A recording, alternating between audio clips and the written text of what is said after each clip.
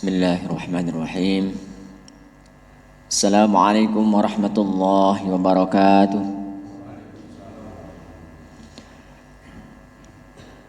Innal hamdalillah nahmaduhu wa nasta'inuhu wa nastaghfiruh wa nastahdi wa natubu ilaihi wa na'udzu billahi min syururi anfusina wa min sayyiati a'malina.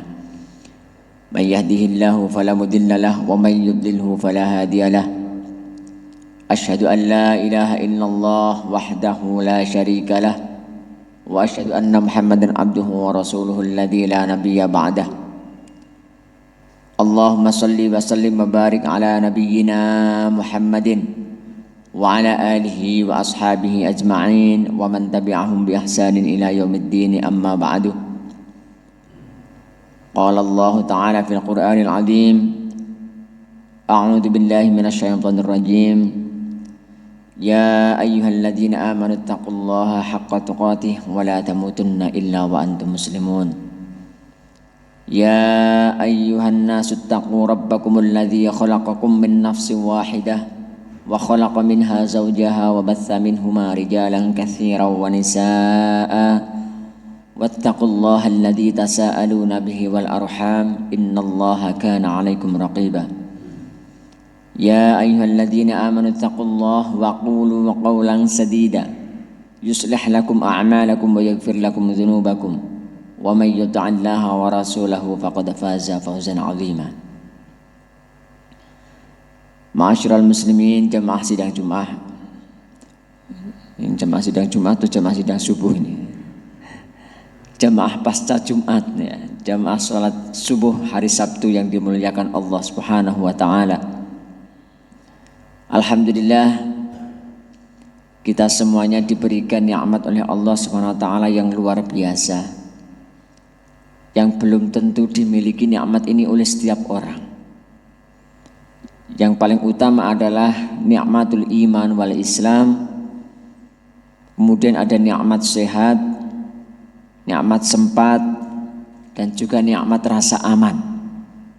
Sehingga pada pagi hari ini kita bisa melakukan satu amalan yang sangat-sangat luar biasa, yang Allah dan Rasulnya itu menjadi saksi bagi siapapun orang-orang yang mengikuti sholat subuh secara berjamaah di dalam waktu yang telah ditentukan. Semoga apa yang kita lakukan bersama ini diberikan kemudahan oleh Allah Subhanahu wa taala untuk bisa istiqomah, dan setiap apa yang kita lakukan, kebaikan-kebaikan itu diterima dan diberikan balasan yang luar biasa kelak ketika di akhirat. Amin ya rabbal alamin. Jamaah sekalian dirahmati Allah SWT, hari ini bertepatan dengan tanggal, insyaallah tanggal 26 Rabiul Awal, hari-hari terakhir menjelang Rabiul Awal, bulan-bulan yang dimana utamanya masyarakat Indonesia memiliki satu budaya khusus. Biasanya kalau di bulan Rabiul Awal itu adalah biasanya memperingati Maulid Nabi. Banyak sekali ada event-event di sana, apapun lah ya, hatta sampai ke pelosok negeri. Bahkan ada orang-orang yang meskipun tidak seberapa faham terhadap agama, tapi bersemangat untuk melakukan ritual ini. Kita anggap sebagai ritual, kenapa? Sebenarnya awalnya saya lebih suka kalau dianggap sebagai seremoni. Namanya seremoni berarti biasa umum. Tapi nampaknya sampai ke sini saya melihat, mengamati, sepertinya seolah-olah sudah menjadi ritual. Beberapa waktu yang lalu ada salah satu tempat ibadah yang saya sebutkan, ada acara covernya adalah Maulid, lalu ternyata di situ ada apa gitu ya, peristiwa apa, dan yang paling mencengangkan saya diceritakan oleh salah seorang jamaah berikutnya itu di hari kemudian menyampaikan kalau di situ ada bawa apa ini, seperti dupo itu dikelilingkan, kemudian terus setiap jamaah itu disuruh bau, disuruh begini. Apa itu saya? Tidak tahu saya sendiri gitu. Masya Allah. Jamaah sekalian, setiap satu amalan yang itu tidak ada tuntunannya dari Allah dan Rasulnya, maka kita perlu berhati-hati. Berhati-hati. Kenapa demikian? Saya katakan, bukankah Rasul itu adalah orang yang sudah paling sempurna? Orang ya, bukan sesuatu dia. Kalau sesuatu yang paling sempurna tentu Allah Subhanahu wa ta'ala. Tapi manusia yang paling dihormati. Kenapa saya katakan sebagai orang yang paling sempurna? Karena Allah sudah nyatakan dengan satu firman-Nya penutup wahyu. Al-yauma akmaltu lakum dinakum wa atmamtu alaikum ni'mati wa raditu lakumul islama dina. Telah aku sempurnakan pada hari ini agama bagi kalian. Jadi artinya semua risalah yang sudah diberikan kepada baginda Rasulullah SAW itu berarti sudah sempurna. Sudah sempurna. Risalah yang namanya sudah sempurna berarti ya sudah. Tidak ada posisi tawar-menawar. Ini di dalam masalah ubudiyah, dalam masalah ibadah, ritual, sekali lagi ritual. Tapi kalau masalah kehidupan dunia, kata Nabi, antum a'lamu bi umurid dunyakum, bahwa kalian lebih tahu tentang masalah urusan dunia. Ini yang harus kita pahami bersama, bahwa urusan masalah ubudiyah ukhrawi itu sejatinya sudah fix, tidak ada masalah. Jadi masa lampau, kita belajar kepada masa lampau, wajib tahu bagaimana sebenarnya Rasulullah SAW mengajarkan kepada kita, bagaimana syariat Allah itu yang harus kita ikuti bersama. Tidak ada posisi tawar menawar. Tapi kalau masalah kehidupan dunia, masalah akhlak, masalah amaliyah yang sifatnya ini muamalah. Kalau muamalah itu ya, itu berarti ada istilahnya itu mutaghayyirat, sesuatu yang masih bisa ditawar-tawar. Kalau ubudiyah itu thawabit, yang sudah tidak bisa ditawar-tawar lagi. Oleh karena itu kalau ada ritual-ritual yang di luar tuntunan Nabi Sallallahu Alaihi Wasallam, yang perlu kita waspadai, yang pertama khawatirnya kita terjatuh kepada yang namanya bid'ah. Harus hati-hati. Meskipun adanya bid'ah hasanah, ada bid'ah dhalalah, tapi tetap harus hati-hati. Lalu bagaimana kalau kemudian itu menjadi satu sarana? Katakanlah itu daruratus syariah, pintu masuk, boleh, silahkan, tidak apa-apa. Tapi jangan sampai kita meyakini bahwa itu merupakan tuntunan Nabi, itu yang penting. Jadi ini kita harus bisa membedakan, mana syariat dan mana ini merupakan satu ijtihad. Hati-hati. Saya tidak mengatakan bahwa peringatan Maulid Nabi itu 100% kita tidak sepakat, tidak. Kalau saya mengatakan itu adalah ijtihad, mungkin bisa jadi di antara para ulama yang mengatakan begini. Apabila di suatu tempat tidak ada orang yang ngugemi sunnah. Ngugemi itu apa? Ya, memegang erat ya. Apabila di suatu tempat tidak ada yang mendakwahkan sunnah, maka adanya ahli bid'ah itu masih lebih baik daripada tidak ada sama sekali. Ada qaul ulama ini.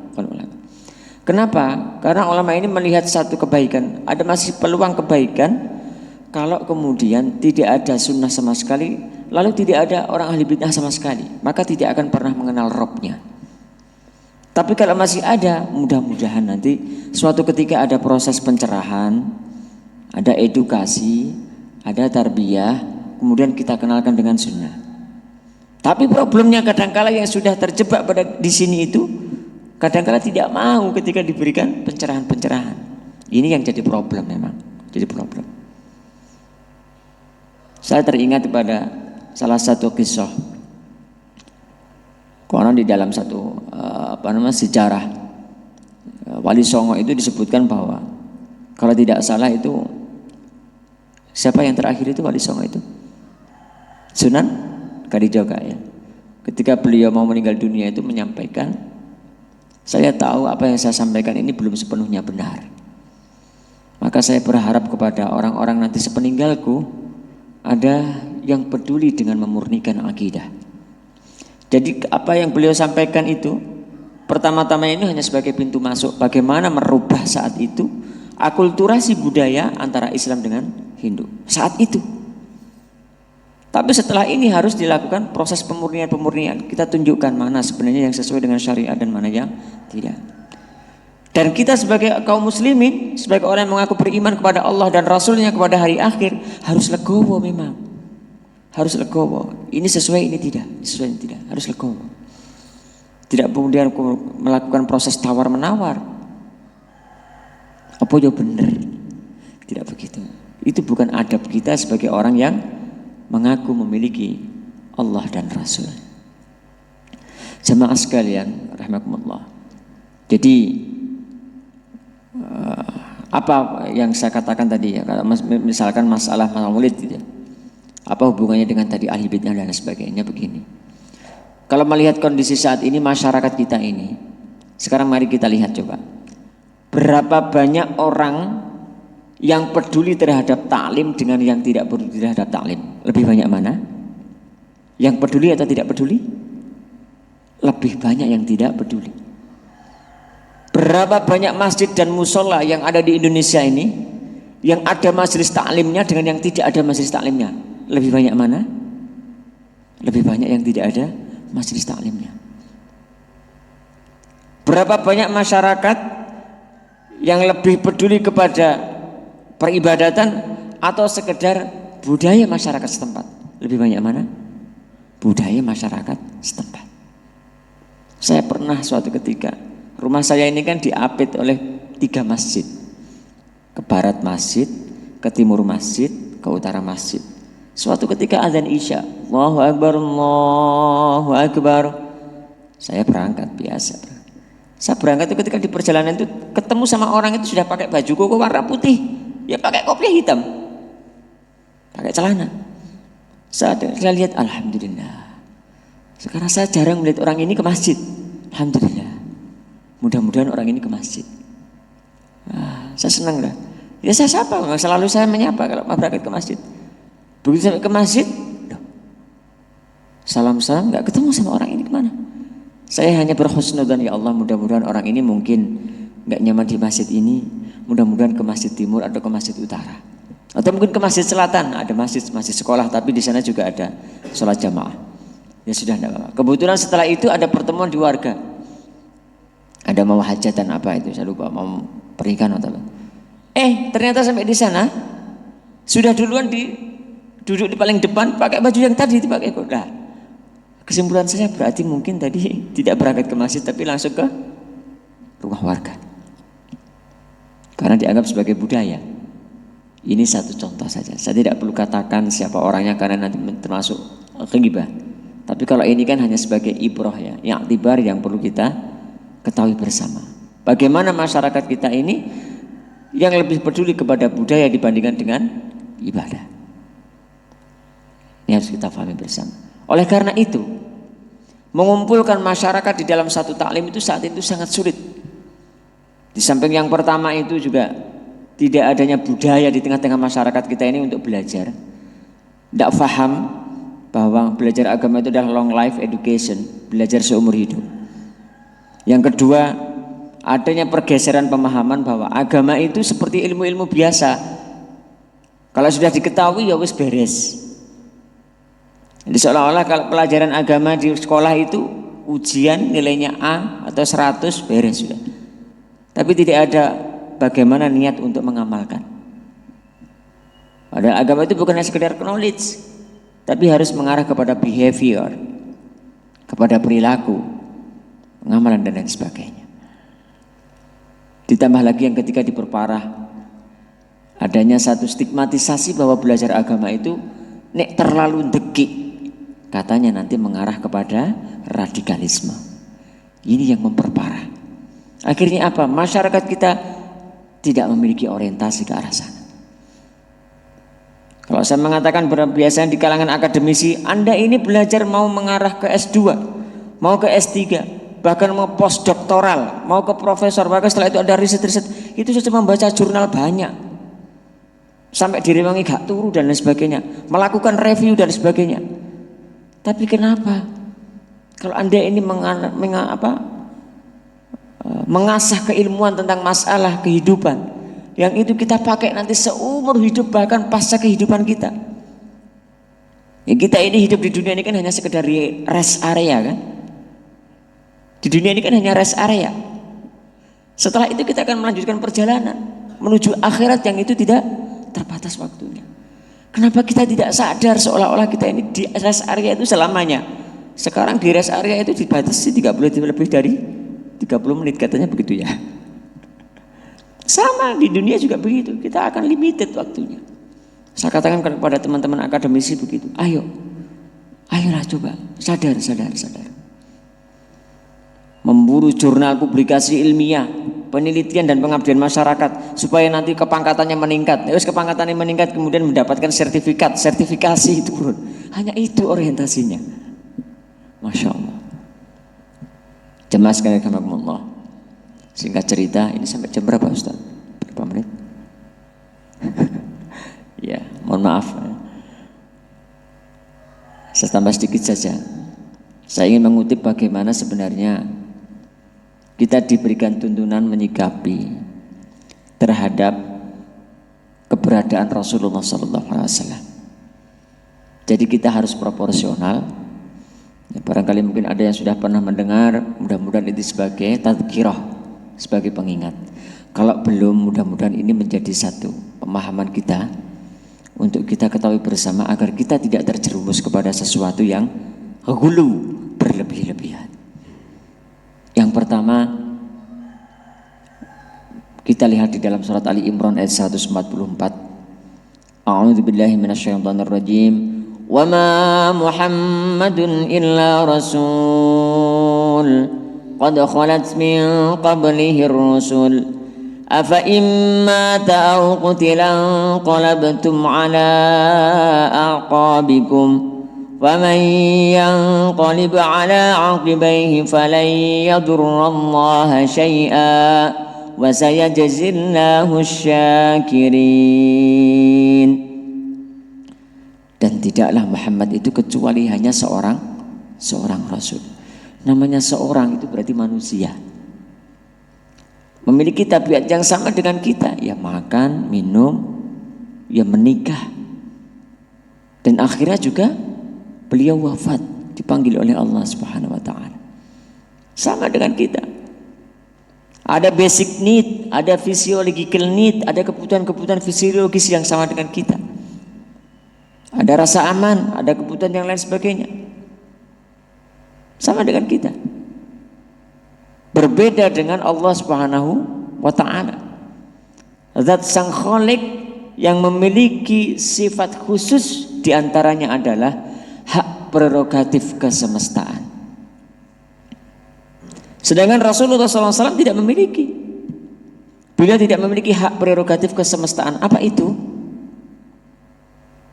Ya, kalau saya menjelaskan mungkin apa sih prerogatif kesemestaan itu? Sebut saja begini. Biasanya kalau kita diberikan satu tuntunan, bahkan salah satu hadis menyatakan bahwasanya barang siapa bersolawat kepadaku 1 kali, maka aku akan balas berapa kali? 10 kali. Allahumma sholli ala Muhammad, misalkan begitu. Maka kata Nabi, aku akan berikan balas kepada mereka 10 kali.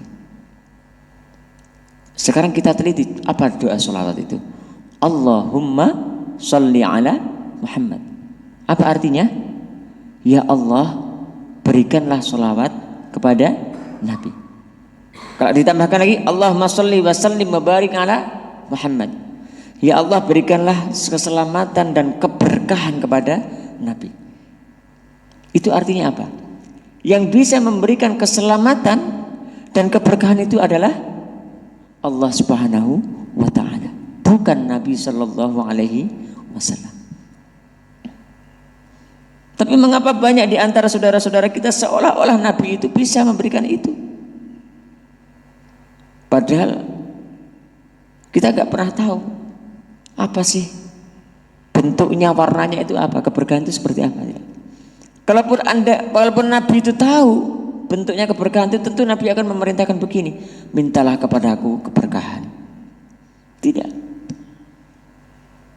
Ma'asyiral muslimin, berapa banyak di antara saudara-saudara kita yang memberikan satu status sifat-sifat Rasulullah SAW seolah-olah disejajarkan dengan sifat-sifat Allah Subhanahu wa Ta'ala.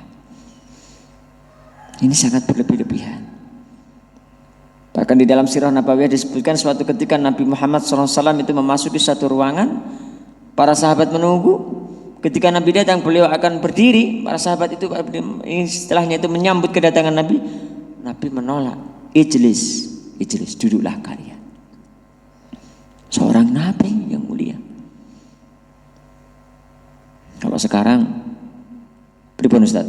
Kalau kita berada di kantor, pimpinan memasuki ruangan, hadirin dimohon berdiri, bertolak belakang.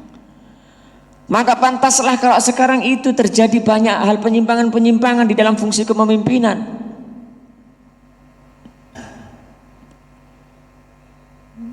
Kemampuan kapasitas untuk memimpinnya tidak seberapa.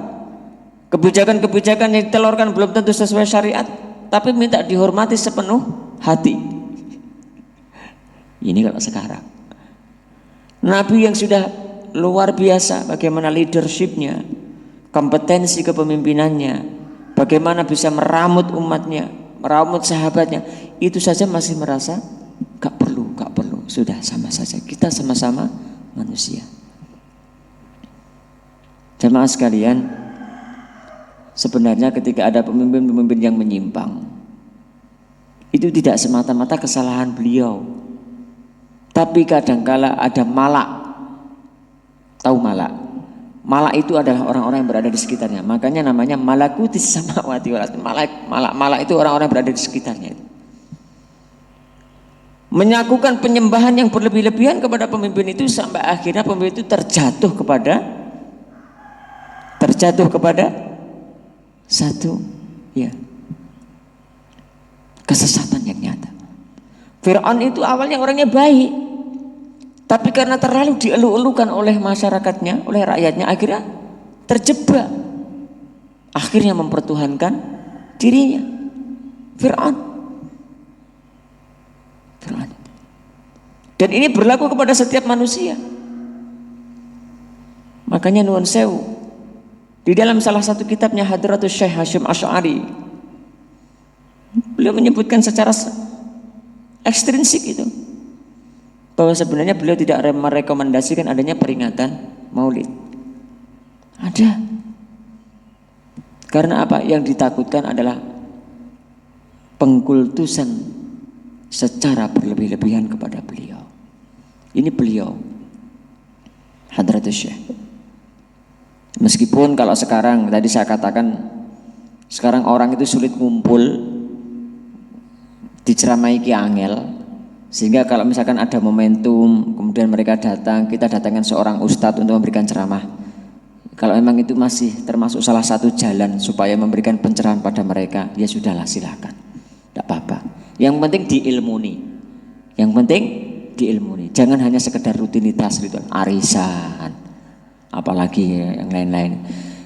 Jangan sekedar rutinitas saja. Kalau perlu diilmuni, kasih ilmu. Meskipun hanya balighu anni walau ayat, sampaikan meskipun hanya satu ayat, supaya mencerahkan kepada masyarakat. Karena masyarakat itu begitu tersesat itu karena memang beliau tidak pernah mendapatkan informasi-informasi rambu-rambu dari Allah dan Rasul. Jamaah sekalian, itu yang pertama. Jadi kita menyifati Rasul jangan sampai seperti sifatnya Allah Subhanahu wa taala. Yang kedua, kalau kita ingin dicintai oleh Allah, maka tidak ada jalan yang lain kecuali mengikuti Nabi. Lihat surat Ali Imran ayat 31. Rasul disuruh oleh Allah SWT, katakan wahai Muhammad, Qul in kuntum tuhibbunallah fattabi'uni yuhibbukumullah wa yaghfir lakum dhunubakum wallahu ghafurur rahim. Katakanlah Muhammad kepada umatmu, wahai umatku, In kuntum, kul katakan Muhammad, in kuntum yento sira kabeh tuhibbuna mencintai Allah maring Allah. Jika kalian semua mencintai Allah, fattabi'uni maka ikutilah aku, kata Nabi begitu. Ini yang nyuruh Allah. Bukan atas kehendak Rasul, bukan semata-mata Nabi. Tapi Allah menyuruh, kalau kita ingin dicintai Allah maka fattabi'uni, ikutilah Rasulullah SAW. Kemudian setelah itu apa? Yuhibbukumullahu maka Allah akan mencintai kalian, wa yaghfir lakum dzunubakum dan akan mengampuni dosa-dosa kalian. Wallahu ghafurur rahim. Allah Maha Pengampun lagi Maha Penyayang. Jadi kalau kita ingin dicintai Allah maka ikuti Nabi. Ikuti Nabi. Apa kata Nabi? Ikuti. Apa yang dilarang Nabi? Jangan kita ikuti. Resepnya hanya itu. Saya berkali-kali mengatakan bahwa Nabi itu adalah guide. Al-Quran dan Sunnah itu sebagai guide dan booknya, buku petunjuk kehidupan. Kita harus sadar bahwa kehidupan ini adalah milik Allah, bukan milik kita. Teman-teman kita yang berada di liberal, yang ada di sekuler itu kan seolah-olah merasa bahwa kita ini memiliki kebebasan menentukan kehidupan ini yang sebebas-bebasnya. Jamaah sekalian, Islam itu adalah minhajul hayah, sistem kehidupan. Bukan hanya sekedar agama, rutinitas, ritual. Semua yang ada di alam semesta ini Islam. Islam. Bahkan kullu mauludin yuladu 'alal fitrah. Setiap yang lahir itu dalam kondisi muslim. Fa abawahu yuhawidanihi aw yunassiranihi aw yumajjisani. Tergantung kepada ayahnya mengajak kemana. Kepada Yahudi, Nasrani atau kepada Majusi. Bahkan ini benda-benda yang ada di sekitar kita ini semuanya adalah Islam. Karena mereka semuanya berzikir, semuanya bertasbih kepada Allah Subhanahu wa taala. Hanya saja kita enggak tahu. Kita menginjak bumi ini buminya Allah. Menghirup oksigen-oksigennya Allah. Menikmati sebentar lagi itu ada cahaya matahari, itu adalah cahaya mataharinya Allah SWT. Lalu bagaimana kita bisa terlepas dari sistem Allah? Tidak mungkin. Sehingga kalau kita menginginkan satu kebebasan yang sebebas-bebasnya, tidak bisa. Sebebas-bebasnya kita masih terikat dengan hukum Allah SWT. Kalau kita ini hidup ibaratnya mengikuti roda, roda itu berputar. Saya tanya ini, yang enak itu kita hidup mengikuti perputaran roda atau melawan perputaran roda? Mengikuti perputaran atau melawan perputaran? Ya, mengikuti perputaran roda. Rodanya siapa? Rodanya kehidupan dari Allah SWT itu. Kita ikuti itu kayak kan enak. Makanya Allah SWT berfirman, man amila sholihan, barang siapa yang beramal soleh, min zakarin au unsa, dari orang laki-laki atau perempuan, wa huwa mu'minun, dan dia beriman, falanuhyiyannahu hayatan thayyibah. Barang siapa yang beramal soleh, baik laki-laki maupun perempuan, dan dia beriman kepada Allah, beramal soleh sesuai dengan keimanannya, artinya mengikuti hukum-hukum Allah, mengikuti roda, kata Allah, falanuhyiyannahu hayatan thayyibah, akan diberikan kehidupan yang baik, nyaman. Meskipun kenyamanan ini tidak boleh kita kemudian ibaratkan dengan materi. Beda. Versi Allah dengan versi manusia beda tentunya. Hayatan thayyibah versi Allah itu bukan semata-mata materialistik, tetapi ketenangan jiwa. Kemudian banyak hal. Kalau materialistik itu versi manusia ya. Siapa manusia yang tidak pengen dengan harta, pangkat dan jabatan? Wanita itu, harta tahta wanita itu, siapa yang nggak pengen? Ya, itu fitrah manusia. Ya, karena kemarin kita diberikan nafsu.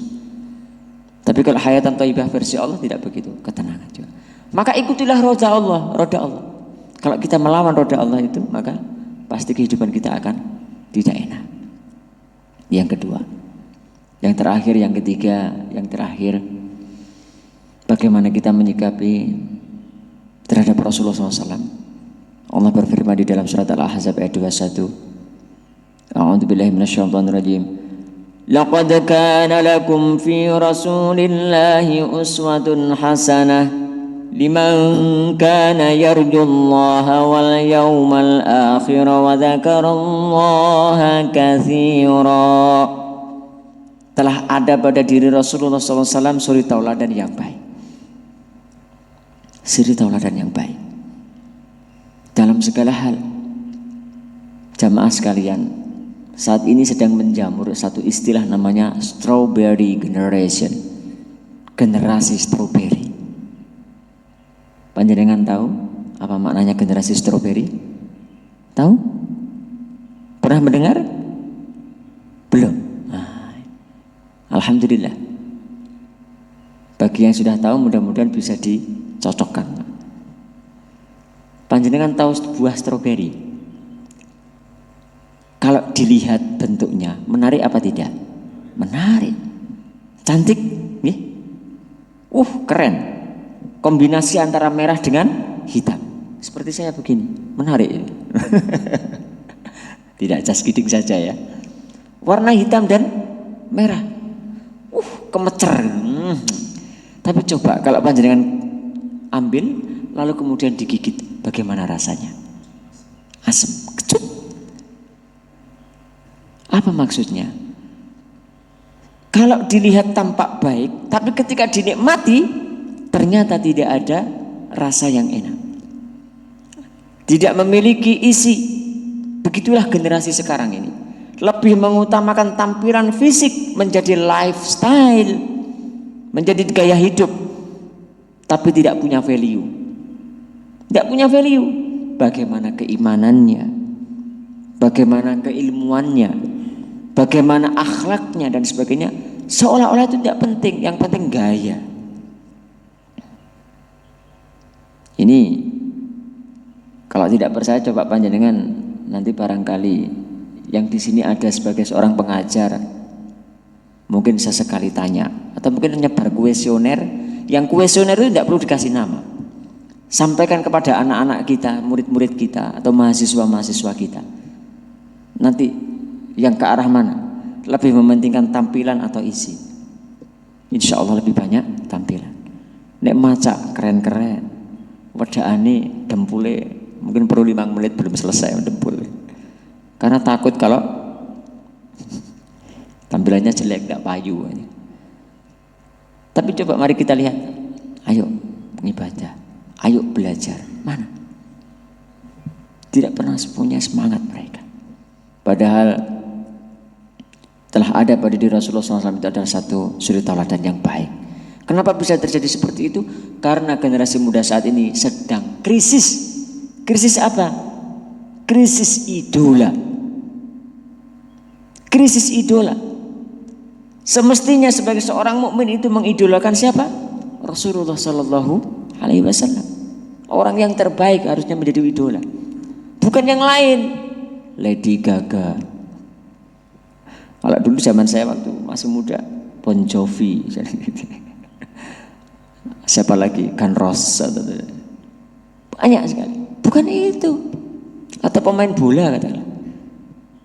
Tapi mestinya idola kita yang paling utama itu adalah Rasulullah Sallallahu Alaihi Wasallam. Tapi suatu ketika saya pernah ngajak dialog dengan seseorang, dijawab gini, keduren Pak sampean iku kok dadak niru Kanjeng Nabi? Gak mungkin iso. Loh iya memang betul. Kita tidak mungkin bisa persis seperti Rasulullah Sallallahu Alaihi Wasallam. Tidak mungkin. Tidak mungkin bisa persis. Gak mampu kita. Tapi perintah Allah itu bagaimana? Ittaqullaha haqqa tuqatih. Bertakwalah kalian dengan sebenar-benar takwa. Itu artinya kita serius ke sana. Berlomba-lomba, berusaha terus.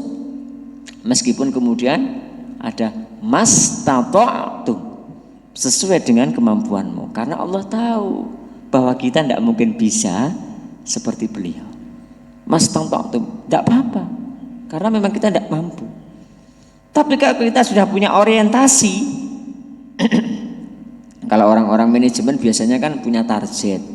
orientasi, target ya. Pertama kan visi, misi, kemudian program kerja, target dan sebagai sasaran itu kan begitu. Kalau sudah punya target, maka program kerja kita ini, program-program amaliyah kita sehari-hari tentu juga mengacu kepada target itu, meskipun nggak pernah memenuhi target. Iya toh?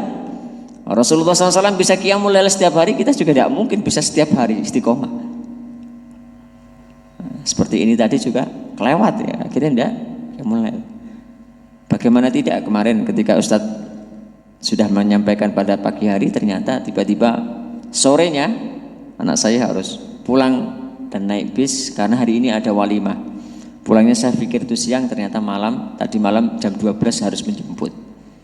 Dan kemarin saya di kampus juga melakukan meeting dengan asisten lab, akhirnya saya perpanjang sampai sekitar jam 8 sampai jam setengah 9. Ya sudah, akhirnya terus ngalamati kita bablas subuh. Ternyata betul bubuh. Bangun-bangun sudah, loh kok sudah azan? Ya sudah. Alhamdulillah masih diberi kesempatan. Berapa kali saya tidak bisa menepati janji waktu subuh di sini. Masya Allah. Yang terakhir kemarin juga begitu. Anak saya sakit di Solo, sehingga harus berangkat malam itu juga ke Solo.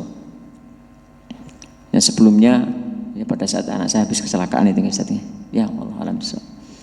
Jemaah sekalian, itulah apa yang saya sampaikan. Kalau ada benarnya itu dari Allah SWT semata-mata. Kalau ada kesalahan itu karena saya pribadi sebagai manusia biasa yang sangat bodoh. Saya ini adalah orang yang jahil, orang yang fakir, tidak punya apa-apa, tidak punya kemampuan. Bahkan sekarang bisa kesini pun ini atas izin Allah SWT. Kalau Allah tidak mengizinkan, nggak mungkin saya sampai sini. Tidak mungkin saya bisa bicara, tidak mungkin saya bisa melihat, dan tidak mungkin bisa bernafas dan berdetak jantung. Oleh karena itu, al-haqqu min rabbika fala takunanna minal mumtarin. Mohon dimaafkan kalau ada kesalahan dan kekurangan. Mudah-mudahan Allah SWT memberkahi kita semuanya. Amin ya rabbal alamin. Billahi taufiq wal hidayah wal ridha wal inayah. Assalamualaikum warahmatullahi wabarakatuh.